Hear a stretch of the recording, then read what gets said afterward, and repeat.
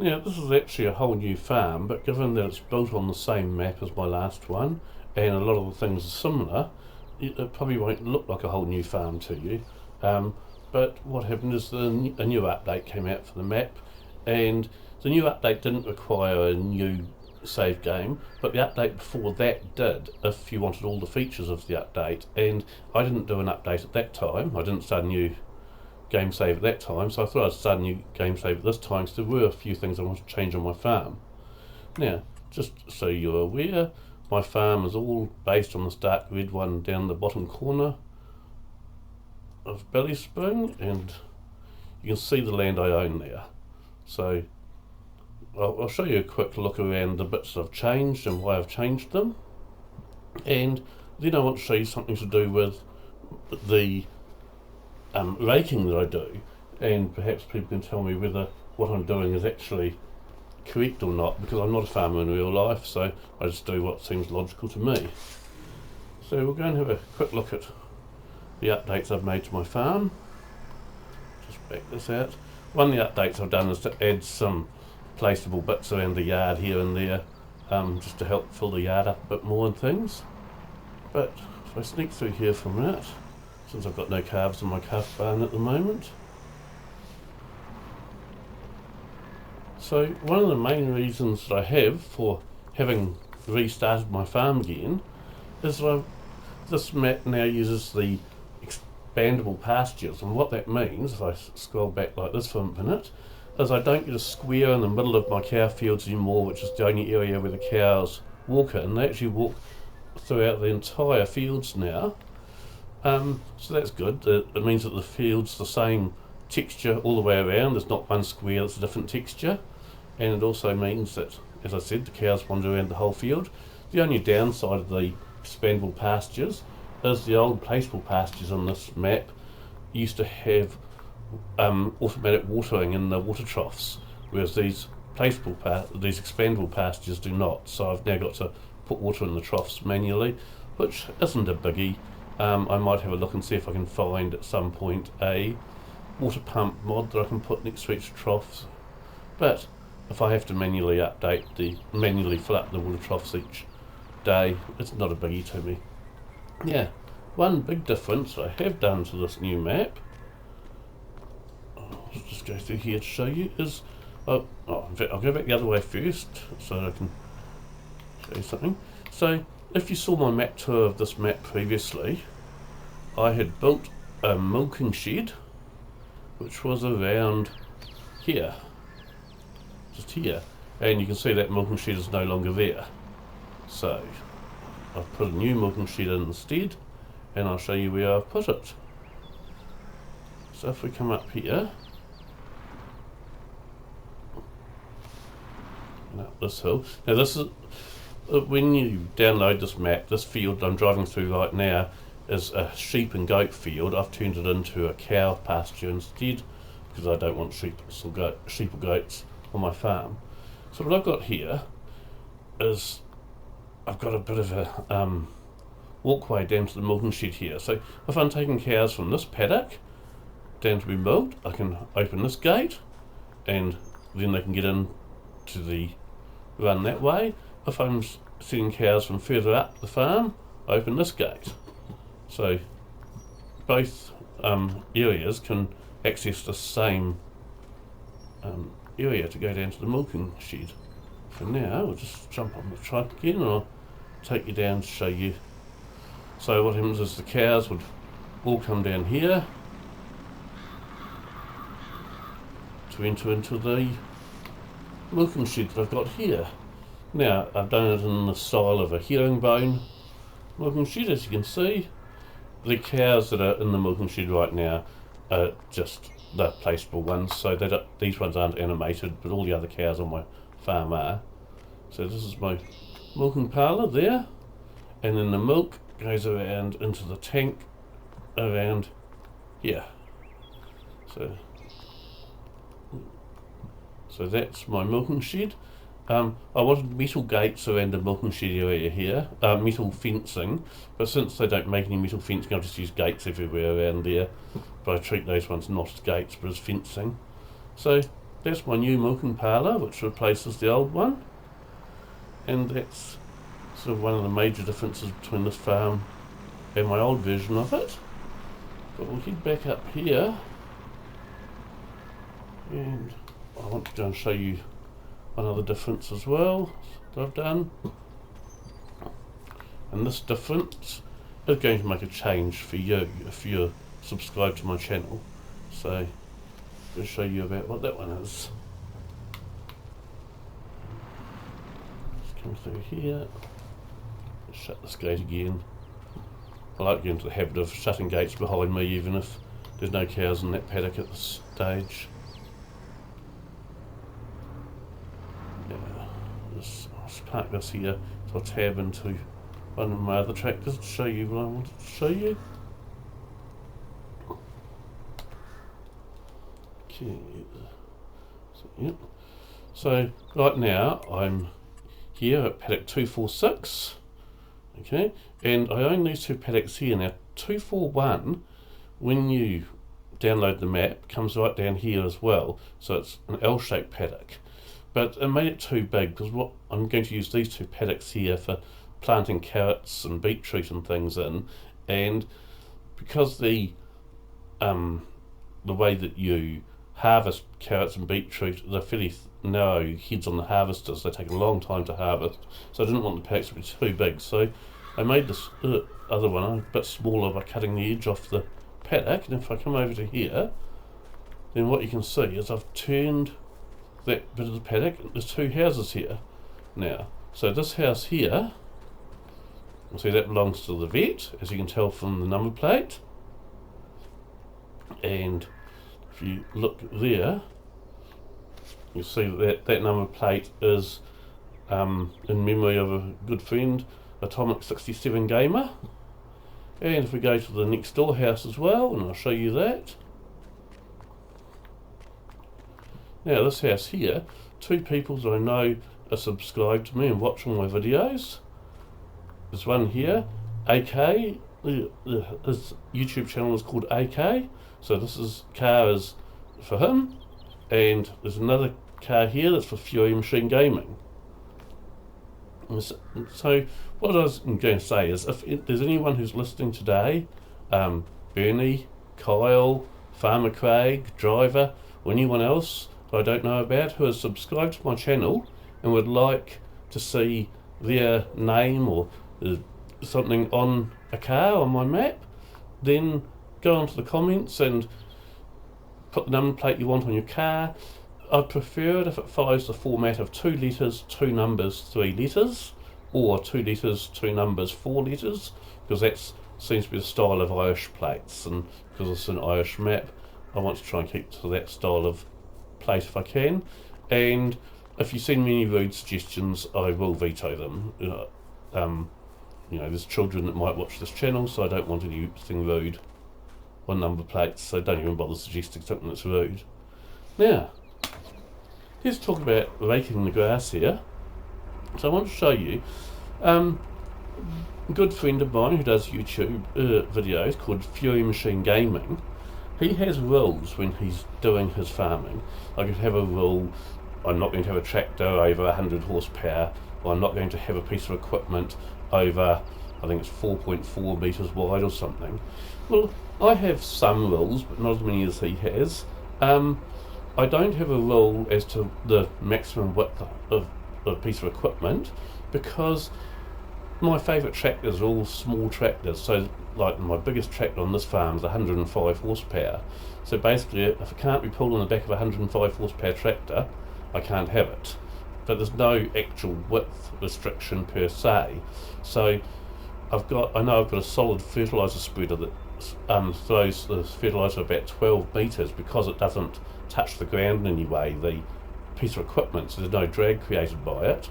But for things like this where there is drag, obviously I need to have smaller width. So my width is determined by how much power it takes rather than the rules there. Although I must say that one rule I do have is, because each paddock obviously needs to be fertilised 2 times, I have a rule that I can't fertilise it using the same method both times. So so for an example, I could use solid fertiliser one time and liquid fertiliser another, or I could use slurry and then bought fertiliser for the second time. So that's just one thing I do just because I enjoy doing it that way, so I'm not doing the same jobs in exactly the same way all the time. And let's be honest, there are about 5 different ways to fertilise fields in this game, so it is quite good to sort of do that where you don't use the same method for 2 different times you fertilise the field. Use 2 different methods, one each time. Anyway, so as you can see, this rake is very, very narrow, and it needs to be to run on a tractor this small. I think this tractor that I'm driving right now is 70 horsepower from memory, so it can't pull anything too big. But what I do with this rake, because obviously it's not, it's one of the smallest rakes in the game.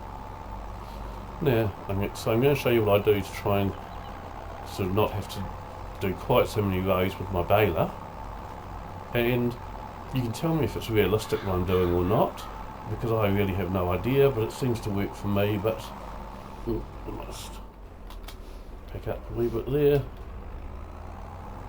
I have lifted the rake. I always lift the rake if I'm reversing, because I don't want to break the tines on it.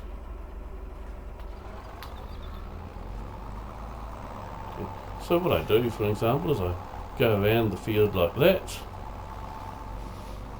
Now I do know you're not meant to drive over your row after you've made the row. I'm sorry, but I can't work out how to do this without driving over them a wee bit. So I don't drive over them excessively, but I do drive over them a wee bit like that. And then what I do is I go around the paddock the opposite direction on this side of it. So that way I'm making the row of grass I'm making ready for the baler twice as thick, but it also means that I've covered twice the width with just a fairly narrow rake. So we go along here. Yay. Again, lift the rake if I'm going to reverse so I don't break the tines. Drop the rake down again. And we get back around. Now, this method would only work for fairly small fields because it does take a bit of time to do it with such a narrow rake, but since I only have small fields on this farm, that's really not a biggie to me as far as I'm concerned. Oh, right. Oh, sorry, I thought I'd change direction again, but it hadn't. Okay, let's drop the rake down once more.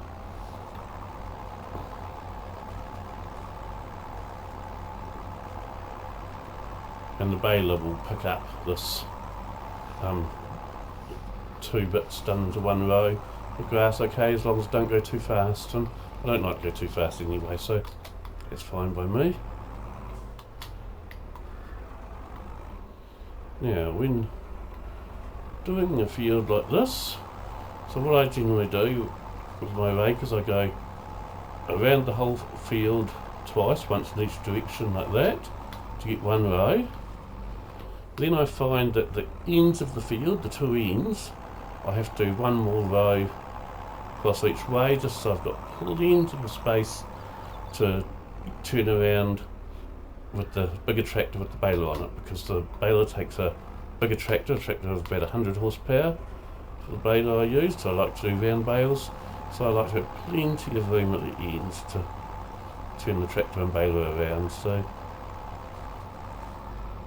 as you can see, I just do each end like this.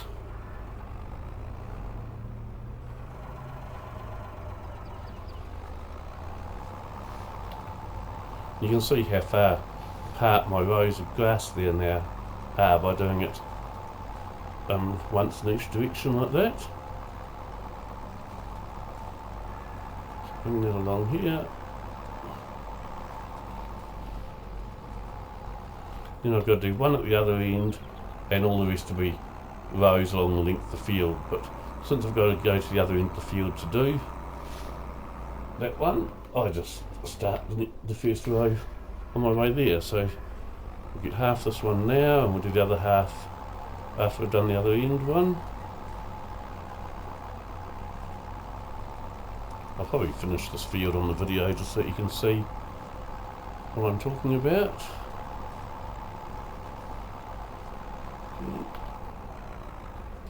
So there we go, then we're going to do the other end. But yeah, so if someone can tell me whether running the rake both directions to get double thickness onto the row of grass is realistic or not, I'd appreciate that, because if it's not realistic I will stop doing it. It seems logical to me, if you've got a fairly thin rake, to do it that way, so you don't end up with so many rows. You only end up with half the number that you would otherwise. As you can see, I just finished that one. Yay. Then all the rest of the rows on this field will just be up and down.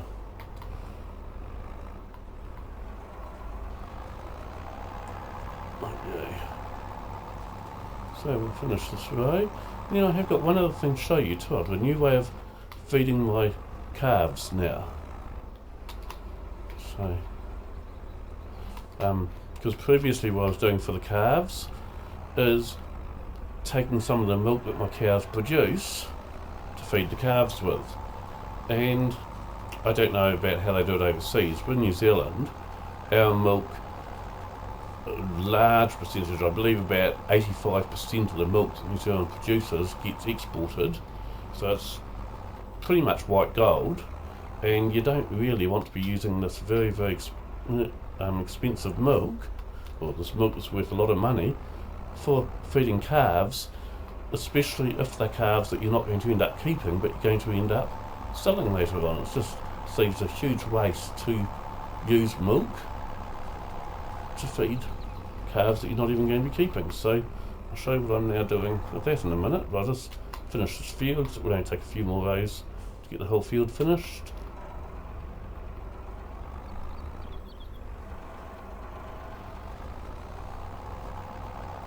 There we go.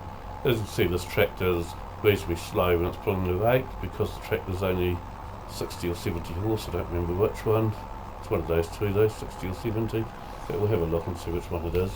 Let's go in here, and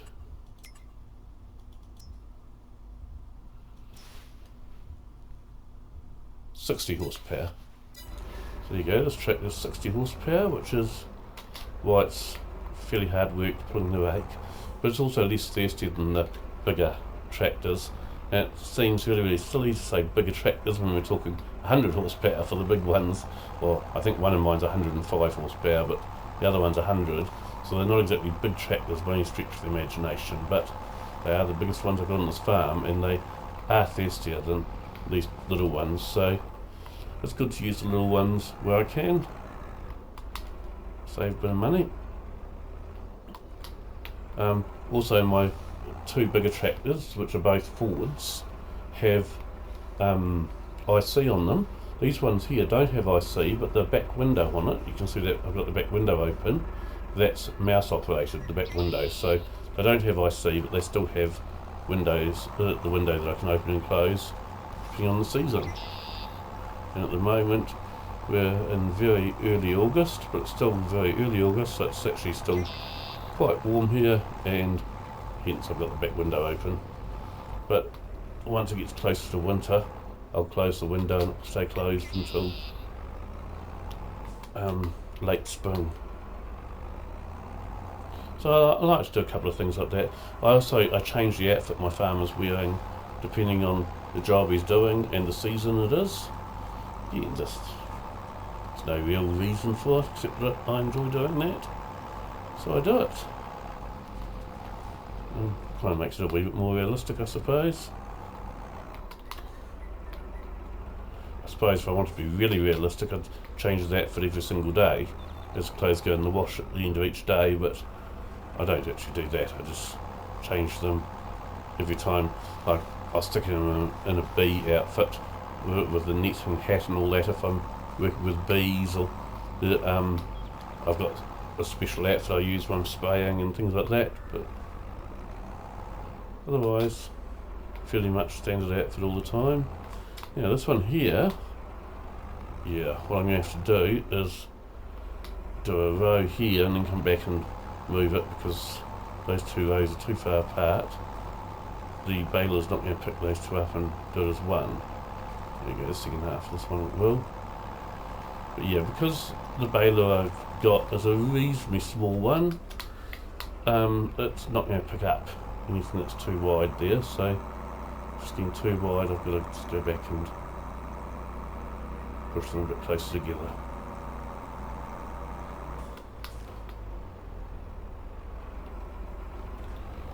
That's alright. That should be alright now. Okay, well that's that field done. What I might do is I will row up the rest of the fields off camera, because I've got 6 fields to do there. So I'll row up the rest off camera, and I'll also bale them off camera, because for my next video I want to bring out the bale wrapper and show that to you, because it's a bale wrapper that, I mean, I've watched an awful lot of farming videos on YouTube and I've never ever seen anyone else use this bale wrapper ever, and I don't know why, because I think it's the best bale wrapper out there. Well, it's the best one out there for anyone that doesn't have a baler with a built-in wrapper, and if you've got small tractors they won't pull any of those balers to have the built-in wrappers, so no point in having one of those. And I just can't understand why people don't use the same bale wrapper as I'm using, so I'll show that off to you in my next video. I was going to show you about my calf feed. So what I've done is I've changed to using sacks to feed my chickens and carrying them by hand or putting them on the back of the trike over there. And I've also got sacks of TMR. Now, I don't feed my cows using that. Okay, I do make my own TMR using bales, but what I've done is I'm pretending that these sacks of TMR are actually sacks of milk powder. Since the calves will eat TMR or drink milk, but I want them having milk, not TMR, when they're very small, very young. So I use these sacks of TMR as sacks of milk powder, and that's how I feed my calves now, using artificial milk powder to make artificial milk instead of using real milk, which is worth big money. Don't have any calves at the moment, as you can see. I think from memory my cows are 2 months pregnant at the moment, so it'll be another 8 months before I've got any calves on hand there. But I can see that this video is 21 minutes long now, so that's probably long enough to annoy you all. So what I will do now is I'll go and finish the windrowing offline, and I'll do my baling offline, and then I want to come back and I want to show you the bale wrapper I use. So thank you all very much for joining me today. Bye.